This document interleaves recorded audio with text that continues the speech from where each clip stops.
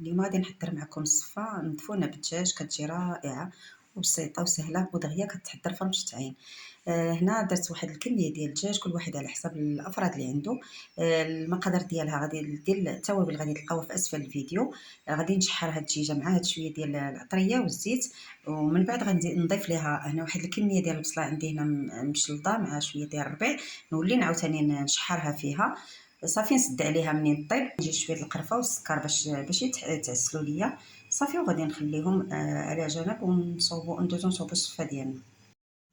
ناخذ واحد الكميه ديال الصفه وكنضيف عليها واحد 2 معالق هكا ديال الزيت على حسب الكميه اللي عندكم ديال الصفه، وكنحاولوا نلبسوها مزيان بالزيت، لاننا باقي غادي نسلقوها في داك الماء اللي غادي نفوروها فيه. حاولوا تزعموا شي شويه الزيت باش ما تعجنش ليكم.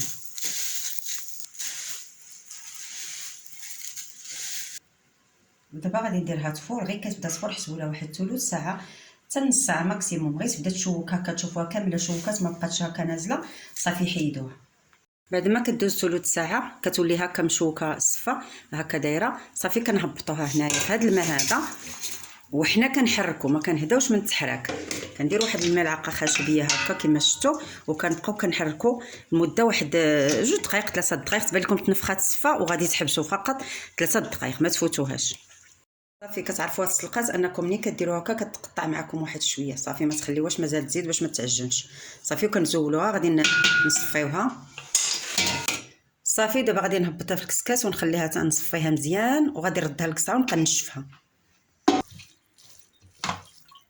صافي. فاش نديرها هنا في الكسكاس كنبقى هكا كنحرك بها بهاد المغرفه خشبيه حتى كتنشف ما يبقاش فيها الماء. عاد غنولي نردها لهنا الكسعه فين درتها، غنولي نرجعها هنا للكسعه. غادي نزيد واحد شويه ديال الزبده، وغنزيد واحد الكميه ديال السنيده، ما ديروش سكر كلاصي حيت كيطلق الماء ويخليها ميها صافي. غندير هكا الكميه ديال السنيده اللي بغيت ندير انا، وغنزيد شويه ديال الملحه.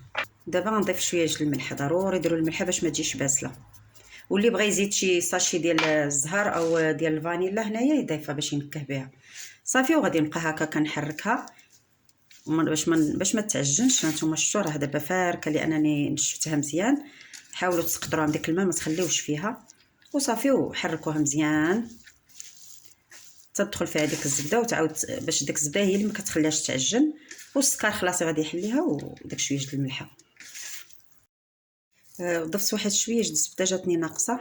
كل ما كانت زبده حيوانيه كتجي زوينه، حاولوا ديروا هاد الحيوانيه د الاكل هي اللي كتجي مذاق زوين، كتعطي واحد اللذه زوينه بزاف صافي. كنحاولوا نحركوا ندخلوا غير ديك الزبده فيها وديك السنيده اللي درنا وهذا، مع انها شوف دابا راه ناجحه. شوف شفتوا فاركه ما تخافوش منها. دابا راه ها هي مفوره ديك التفيرات 2 ولا 3 ولا كتبقاو تعطلوا، راه كتجي غير في هاد السلقه اللي كتسلقوها.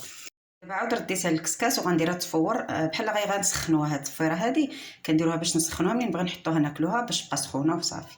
اما التفيره اللي كاينه الاولى هذيك هي اللي كنديرو فيها واحد ثلث ساعه حتى نص ساعه ماكسيموم باش كتفور.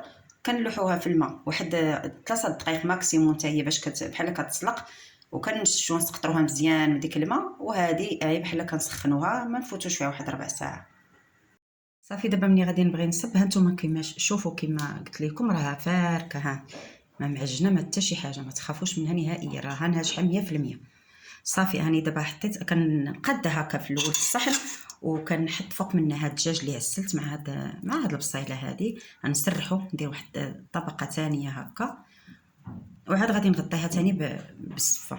هاد لاصوص وهاد الدجاج عاوتاني بهاد الصفه هادي من الفوق. اللي بغى يسقيها بواحد الكويز ديال الحليب فاش كنحطوها هكا سخونه، راني غير نسيت ما صورت لكمش فاش كنحطها من الكسكاس كنضيف ليها واحد الكويز ديال الحليب كنرشها به كامله، عاد كنبقى هكا كنغطي بها وكنصوب.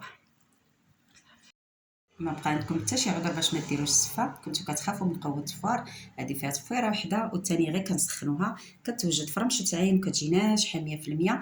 زينتها بهذه الطريقه ديالي انا، نتوما زينوها باش ما بغيتو ديروا لها هكا. وكان درت لها اللوز غير بالقشره ديالو، سخنته في البانيني وطحنته وزينت به وشويه د القرفه. نتوما زينوا باش ما بغيتو بكاوكاو، غير اللي عنده مول الزريعه حيدوا ليه القشور وطحنوه وزينوا به. اي حاجه بغيتو تزينوا بها زينوا بها، ولكن الطريقه هي اللي ساهله وكتوجد فرمشه عين وكتجي لذيذه بزاف. تعجبكم وتعجب وليداتكم وتحمر لكم وجهكم مع الضياف ديالكم. نتمنى هاد الوصفه تكون عجباتكم ورغبتكم، وعندكم تنساوني في لي كومونتير ما تقولوش لي كي جاتكم. كنتمنى يا ربي تكون عجبتكم هذه الوصفه. الله يخطيكم عليا، وما توفيقي الا بالله، عليه توكلت واليه انيب.